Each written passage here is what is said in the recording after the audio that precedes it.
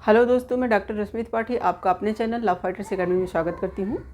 दोस्तों, आज के सेशन में जो मैं केस लेके आई हूँ वह हमारा जो केस है वो SC/ST के एक मुद्दे को लेकर के है, जो कि अभी हाल ही में 4-5 दिन पहले बॉम्बे हाई कोर्ट के सामने एक मामला आया था, इस तरह का केस आया था। तो इसी केस के बारे में हम लोग विस्तार से डिस्कस करेंगे और जानेंगे कि क्या ऐसा मुद्दा था SC/ST एक्ट का, जिसमें जो है बॉम्बे न्यायालय ने बहुत ही अच्छा जजमेंट अपना दिया है। और यह बहुत ही इम्पॉर्टेंट केस है इस तैयारी करने वाले स्टूडेंट के लिए, क्योंकि इस तरह के केसेस बहुत पूछे जाते हैं। इस एक्ट को लेकर के जो भी मेंस के एग्ज़ाम आगामी समय में होने वाले हैं, उससे नए नए लेटेस्ट केस उठाए जाते रहते हैं। तो आप लोगों को यह केस समझना बहुत ही ज़रूरी है और केस ही बहुत ही इम्पॉर्टेंट केस है। और उसके साथ ही साथ आम लोगों के लिए भी यह केस बहुत इम्पॉर्टेंट है, क्योंकि इस केस के माध्यम से हम लोग जानेंगे कि जो SC/ST एक्ट का मुद्दा होता है, यानी कि केस अप्लाई कराया जाता है इस अधिनियम के तहत, तो उसमें क्या क्या बातें हो सकती हैं। तो चलिए हम लोग अपना सेशन स्टार्ट करते हैं। जैसा कि जो ये केस था, ये एक मेडिकल स्टूडेंट के ऊपर था, जो कि बॉम्बे के ही एक जो है PG नेशनल कॉलेज, मतलब बॉम्बे का जो डॉक्टरी लेवल का PG स्तर का कॉलेज था। तो उसमें वो PG के लिए जो है वहाँ पढ़ने गई थी, यानी कि मेडिकल में PG कर रही थी और वहाँ तैयारी करने गई थी, मतलब पढ़ने गई थी। तो जब वहाँ पढ़ रही थी तो उस दौरान रैंकिंग जैसे होती है, हम लोग सभी जानते हैं। तो मेडिकल स्टूडेंटों ने कुछ ने उसके साथ जो है क्या किया, रैंकिंग किया। और रैंकिंग के तो उससे किया है, उसके साथ ही साथ उसने कुछ ऐसे सवाल उठाए जो जातिगत थे। तो जातिगत थे तो इसी में उसको बहुत बुरा लग गया, वो बहुत अपमानित फील हुआ उसको, और उसने क्या किया, सुसाइड अटैम्प्ट कर लिया। तो उन मेडिकल स्टूडेंट के खिलाफ FIR किया जाता है, जिसमें जो है SC/ST एक्ट की धाराएं लगाई जाती हैं। तो और उसके साथ ही साथ मर्डर के भी केस चलाए जाते हैं। तो जब यह मामला जो है इसकी सुनवाई चल रही थी, तो बॉम्बे हाई कोर्ट में मतलब सारी कार्रवाइयाँ जैसे चल रही थी, तो बॉम्बे हाई कोर्ट की एक जज थी, जो कि जज का नाम था सेवानिवृत्त न्यायमूर्ति थी दामा ससाद्र नायडू। इन्होंने मतलब जो मुद्दा आया, तो उस मुद्दे में ये था कि क्या SC/ST एक्ट के तहत जो भी कार्रवाइयाँ होती हैं उसकी वीडियो रिकॉर्डिंग करना ज़रूरी है। तो जो न्यायमूर्ति सेवानिवृत्त न्यायमूर्ति थी, एकल पीठ थी हाई कोर्ट की, तो दामा ससाद्र नायडू मैडम थी। तो उन्होंने कहा कि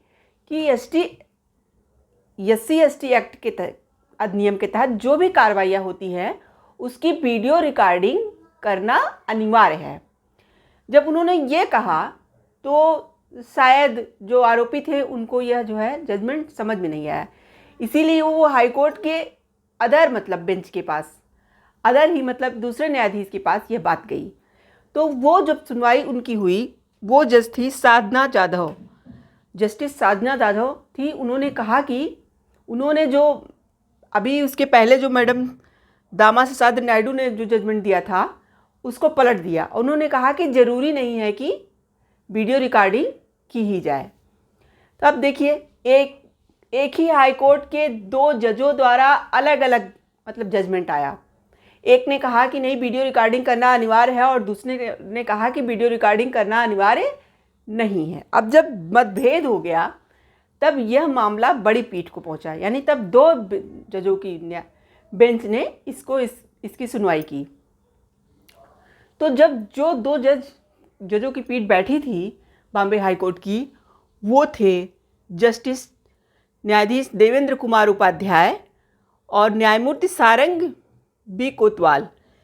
तो ये दोनों न्यायाधीश थे। तो इन दोनों की खंडपीठ जब बैठी, तो इन्होंने अपने फैसले में क्या कहा, इनका ये कहना था कि SC/ST एक्ट की धारा 15A का जो सब सेक्शन 10 है, यानी कि 10वां जो सब क्लास है, वो ये कहता है कि अधिनियम के तहत अपराधों से संबंधित सभी कार्रवाइयों की वीडियो रिकॉर्डिंग की जाएगी, भले वो ओपन न्यायालय में ही हो रहा हो, यानी खुले न्यायालय में भले जो है जो कार्रवाइयाँ हैं चल रही हैं, इसके बावजूद भी ऐसा एक्ट की धारा 15A का सब क्लास जो 10 है उसमें यह बात बताई गई है कि जो है SC/ST एक्ट की जो भी कार्रवाइयाँ होती हैं उसकी वीडियो रिकॉर्डिंग करना अनिवार्य है, भले वो खुले न्यायालय में ही क्यों न की जाए। तो ये जो 2 न्यायाधीश थे इनका ये जजमेंट था। तो उन्होंने न्यायमूर्ति सारंग वी कोतवाल और मुख्य न्यायाधीश देवेंद्र कुमार उपाध्याय जो वहाँ के थे बॉम्बे हाईकोर्ट के, इन दोनों लोगों ने कहा कि महाराष्ट्र राज्य की अदालतों में वीडियो रिकॉर्डिंग की सुविधा हर जगह तो उपलब्ध नहीं है। मतलब इनका ये कहना था कि महाराष्ट्र राज्य के अंदर हर जगह वीडियो रिकॉर्डिंग की सुविधा उपलब्ध नहीं है, लेकिन फिर भी यह अनिवार्य प्रोसेस है, यानी कि ऐसे मामलों में वीडियो रिकॉर्डिंग करना बहुत ही आवश्यक है। देखिए आवश्यक क्यों यहाँ बताया गया है। इस एक्ट के तहत जो नियम कानून बनाए गए हैं वो ये कहा गया है कि मतलब उन लोगों के साथ कोई गलत नहीं हो रहा है, इसका वीडियो रिकॉर्डिंग भी बने, यानी कि जो भी प्रोसेस चल रहे हैं वो सही तरीके से हो रहे हैं, जो भी प्रावधान है वो सही तरीके से चल रहा है, ऐसा सबूत होना जरूरी है। तो इसलिए ऐसा जो है इस एक्ट के तहत ये बात रखी गई है।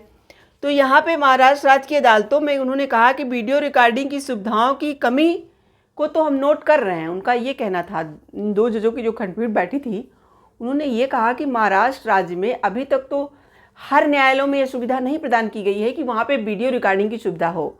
ये बात तो है, लेकिन फिर भी यह अनिवार्य प्रक्रिया है और अधिनियम के तहत ये सुविधाएं प्रदान करना राज्य का कर्तव्य है। उनका ये कहना था कि यह चूँकि अनिवार्य क्रिया है, अनिवार्य जो है इस अधिनियम के तहत अनिवार्य प्रक्रिया है, इसीलिए ये राज्य सरकार का कर्तव्य है कि वह सभी न्यायालयों में वीडियो रिकॉर्डिंग की सुविधा को उपलब्ध कराए।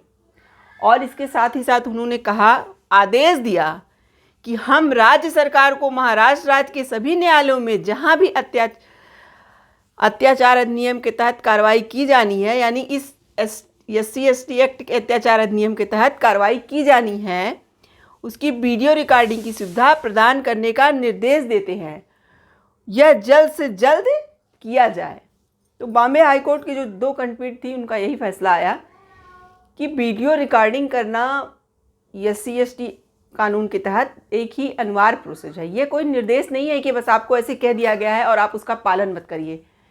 यहाँ पे ये है कि आपको अनिवार्य रूप से इसका पालन करना है, और जहाँ पे महाराष्ट्र सरकार को निर्देश दिया कि ये आपका कर्तव्य है कि जहाँ जहाँ वीडियो रिकॉर्डिंग की सुविधा ना हो आप वहाँ पे सुविधा जल्द से जल्द उपलब्ध कराइए। तो यह बात उन्होंने कहा। तो ये था पूरा मामला, और महाराष्ट्र की जो 2 बेंच थी उन्होंने ये बात अच्छी तरह से स्पष्ट कर दिया कि ऐसे केसों की जो भी प्रक्रियाएं चले कोर्ट में, वहाँ पे जो है वीडियो रिकॉर्डिंग किया जाना अनिवार्य कार्य है।